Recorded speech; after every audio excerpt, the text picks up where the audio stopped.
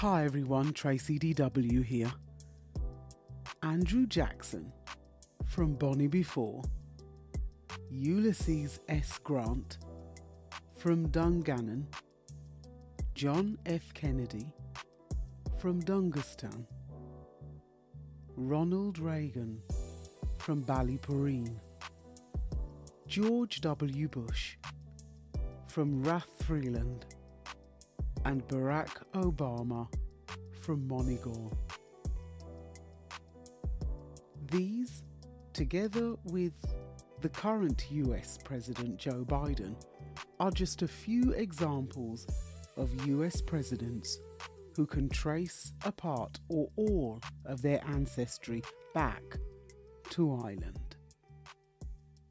It is no surprise then, as President Joe Biden makes his visit to Northern Ireland, that we are reminded of the deep affinity between many Americans with Ireland and how central Ireland is to America's foreign policy with the UK.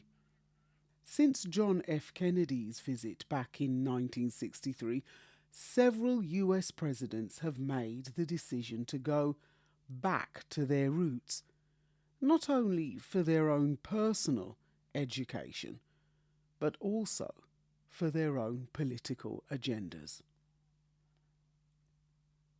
As the 25th anniversary of the Good Friday Agreement, also known as the Belfast Agreement, marks President Biden's visit to Belfast, we can use this as another opportunity to reflect on the state of the Union. The partitioning of Ireland into the Republic of Ireland and Northern Ireland back in 1921 was due to the Government of Ireland Act in 1920 and the Irish Free State Constitution Act in 1922, creating an initial border around the 6 northern counties: Antrim, Armagh, Down, Fermanagh, Londonderry and Tyrone. The Ireland Act of 1949 saw these northern counties become a permanent part of the UK, and this caused tension between Protestant Unionists, who wanted to maintain union with the British Crown, and those campaigning through civil resistance by the Northern Ireland Civil Rights Association against discrimination of Loyalist Catholics, those seeking a united Ireland. This tension turned into conflict and violence between civilians and their opposing paramilitary groups, the IRA and the Ulster Volunteer Force.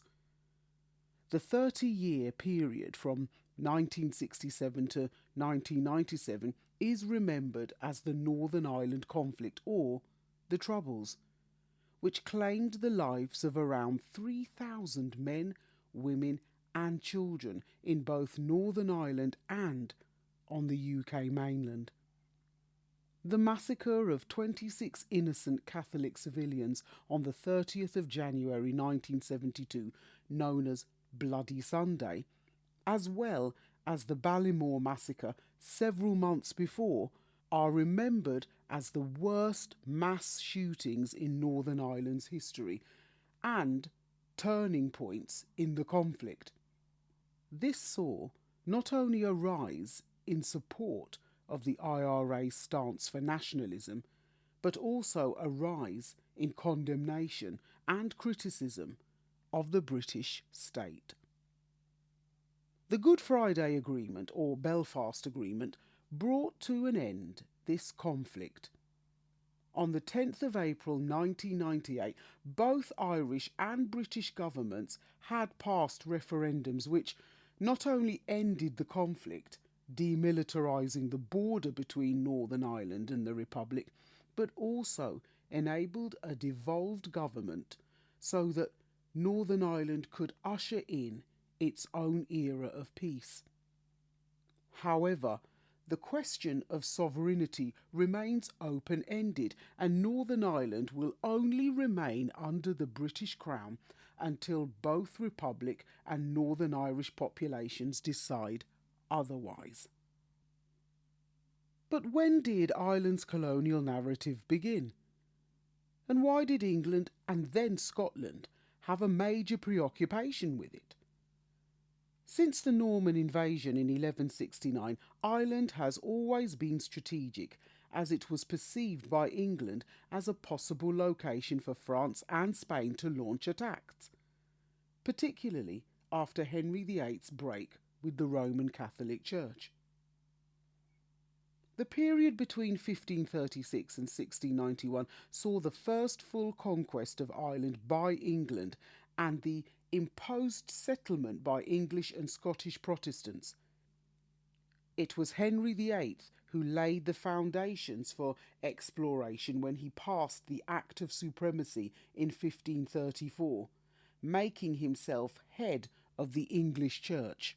And through the use of funds from the dissolution of the monasteries from 1536 to 41.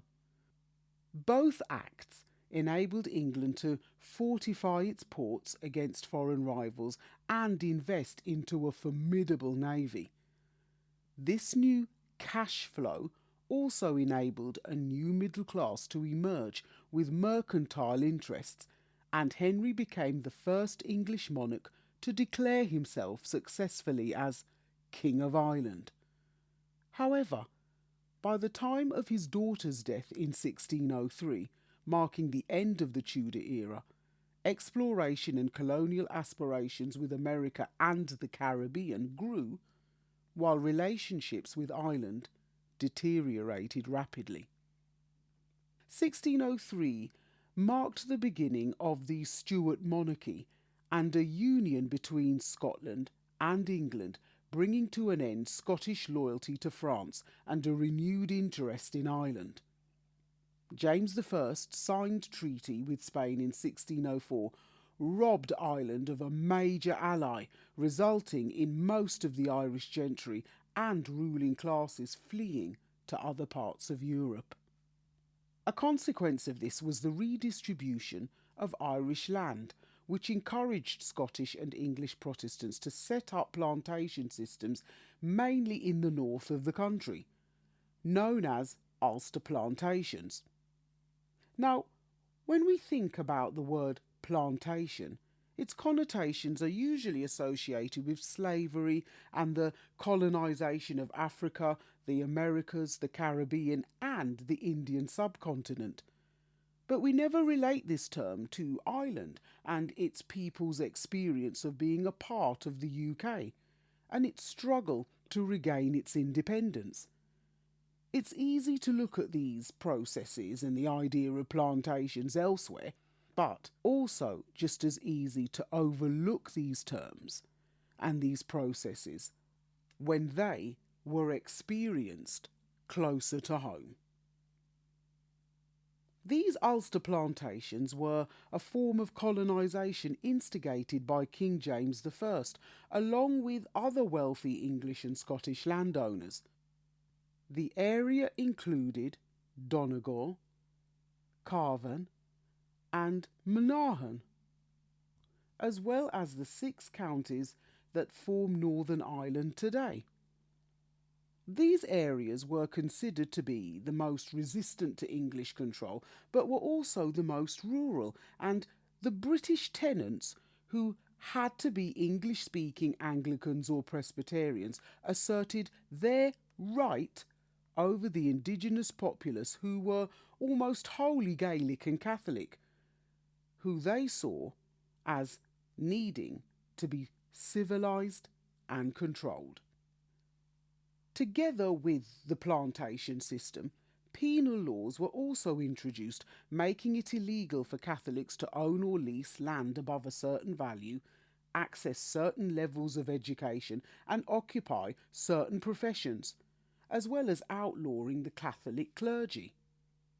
This loss of rights, land, and status for Gaelics led to the establishment of a Protestant society, particularly in the north, and further Catholic and Gaelic resistance to British rule, which was sometimes peaceful, but often violent. It also did not help that a Bill of Rights in 1689, which was reaffirmed in the Act of Settlement in 1701, was passed to ensure that no future British monarch would ever be able to be Catholic or marry one. And these acts are still in force to this present day.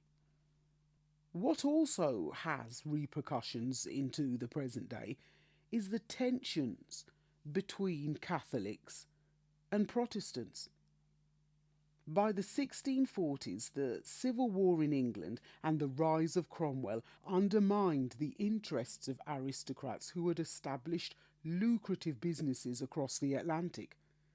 Many royalists did not favour a Cromwellian government and migrated to other areas such as Plymouth and Massachusetts. However, under Cromwell, England's colonising aspirations continued with the first act of navigation, using the army and navy to play a power game against Spain and at times France, with England finally securing Jamaica from the Spaniards in 1655. The Irish Rebellion in 1641 was answered in 1649 with a brutal English retaliation, resulting in a third of the Irish population becoming displaced and losing their land. Irish resistance to British occupation continued through a series of civil wars up to the First World War and beyond, with the 11th Civil War of Independence from 1919 to 1921 leading to an Anglo-Irish treaty in 1922. It was at this point that the British finally ceded from proclaiming itself as the United Kingdom of Great Britain and Ireland, which it had done since 1801, and the southern part of the island became known as the Irish Free State and later the Republic of Ireland. So, as President Biden visits Northern Ireland, he brings a message to the UK that he wants to keep the peace in Northern Ireland. But what does he mean by this? Is it to endorse the Windsor Framework and encourage the DUP to come back to its power-sharing agreement in Stormont House?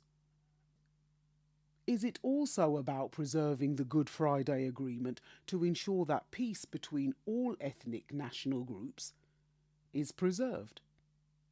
Or is it more about the perspectives of unionists and nationalists across the whole of Ireland and how they perceive this statement and what interpretation they bring to President Biden's phrase? As Ireland is quite possibly still the only country in the world that could class itself as still colonised, can a visit from any US president with Irish heritage provide any leverage to resolve Ireland's fundamental issues? As the Good Friday Agreement is remembered, so too is Ireland's colonial past, with a question mark about whether to accept or reject the Windsor Framework, and Ireland's position with the rest of the UK and its relationship to Europe. Should we also be reminded that Ireland's colonial present and its colonial future may also hang in the balance? If you liked this podcast, then stay on this listening platform and check out my other podcast episodes related to this one, such as part 1 of this episode What's the State of the Union, and Parliament and Empire, and Parliament and Empire, the Conservative Monday Club, from this, the current 3rd season. And don't forget what I call the heart and soul of the Stories to be Told movement, My Stories, or Poetic Narratives, Caribbean Wind, Caribbean Rush, Knights at the Round Table, the Berlin Conference 1884, and Gone with the Wind, Macmillan's Speech for Change. They're all available on the website in both Kindle and paperback formats. And also the publication of the latest 4 titles. If you want to find out more, just visit storiestobetold.com and check out the learning platforms for The Journey's End, Giving Back Hong Kong, Bite from the Big Apple, A Story for New York, Hope for Zimbabwe, Arise the Phoenix, and of course, A Story for South Africa. Well, I hope you've all had a restful and enjoyable break over the April bank holiday.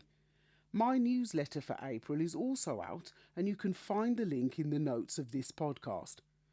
And as for our April promotion, it's a copy of Hope for Zimbabwe, Arise the Phoenix, as we anticipate the celebration of another Independence Day for Zimbabwe, which is coming up on the 18th of this month. And we also remember other former colonies who have their Independence Days in April as well. Now, if you're not a part of the email list, visit storiestobetold.com and sign up, where you can opt in and receive your free samples of my first 4 titles. Remember, it's the only way to enter the draw for a chance to win a monthly giveaway. And finally, remember that you can also send me an audio message on the Speakpipe link, which is, you guessed it, also in the show notes. So don't be a stranger. Feel free to like, follow and share us on social media when you visit the website. Just click on whichever social media link you would like to follow us on. And as always, it is a pleasure and a privilege to share my learning journey with you in this podcast series, and I encourage you to either begin or continue your own, because history is a matter of fact or perspective. I'm Tracy DW, and this is a Stories to be Told podcast. Stay safe, stay well, stay blessed. Thanks so much for listening again, and I'll see you on the next